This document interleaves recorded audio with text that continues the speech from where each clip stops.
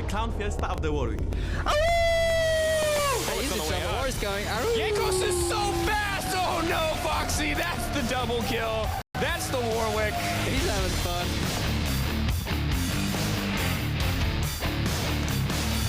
Here comes Knight! Knight's got the stun! The ball blows up and Knight gets first blood! Choco's got the double and Fnatic lose 4. Curtain call onto Soaz, looking for the shots.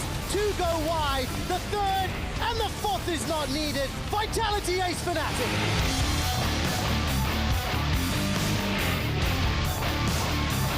They just want to hold out. They have to know this is happening. It's going in low. It's going to get spotted. Stolen away from Kakao.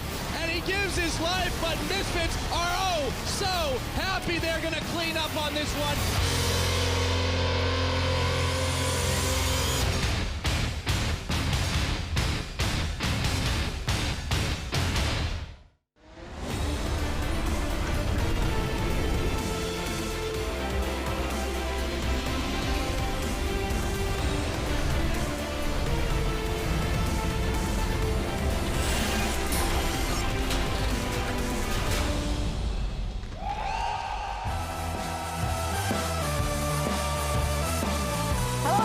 Welcome to the EU LCS studios. Yesterday we kicked off the week with some explosive matches, and tonight 4 more teams will battle it out here in Berlin as the cross-group phase of the spring split continues.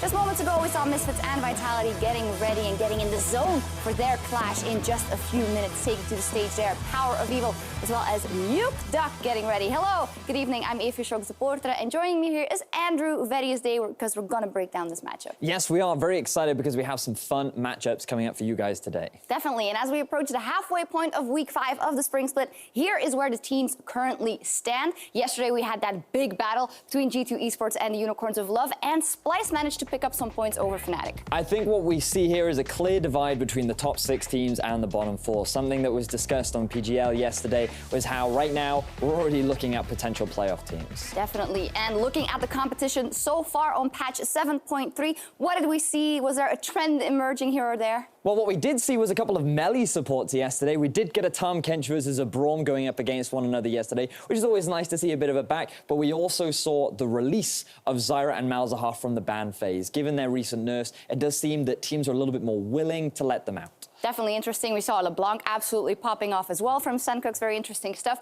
We also have 2 matches on the card for you this Friday night, kicking things off with Misfits versus Vitality, and later H2K takes on Giants. Some fantastic best of 3s. But for now, we're going to dive into our first match of the day between Misfits and Vitality. And Vedi, word on the Rift has it that there is another roster change coming in for Vitality. It does seem that way. Now, Vitality, they've got themselves Nuke Duck back in the mid lane, and they've got themselves a new support in AOD. This guy was seen back in 2014 playing for the H2K Challenger team, but since then has been focusing on his studies, but now is back to make a name for himself. I did manage to chat to him a bit in the makeup room. He's a bit nervous, but I'm very interested to see what will happen. We don't know what will happen. Can you tell us a couple of things that we are expecting from the Vitality team in this match? Well, I think that the expectations are fairly low for Vitality, given that so far throughout the regular season, they haven't really been able to solidify themselves as a good identity. Whereas when you look across the board for Misfits, they have been dominant in the early game. They have been taking early gold leads through their fantastic objective control.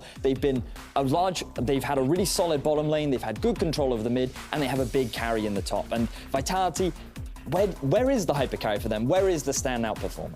Maybe we'll find out today, and a big part of that Misfits early game pressure comes from one person in particular, Kakao. He absolutely pops off for them every single game. He certainly does. Kakao is a player that has been really standout in the recent weeks for Misfits, especially when you look at his most recent play where his Lee Sin was just out of this world. His target selection and his setup for his team to succeed was fantastic, and it is really understandable why players were excited to see him return to EU. Now, the fascinating thing about Kakao is that his pressure is often invested a lot during the laning phase. You can see that he has an incredibly high jungle proximity, which is basically the amount of time that he spends around his laners.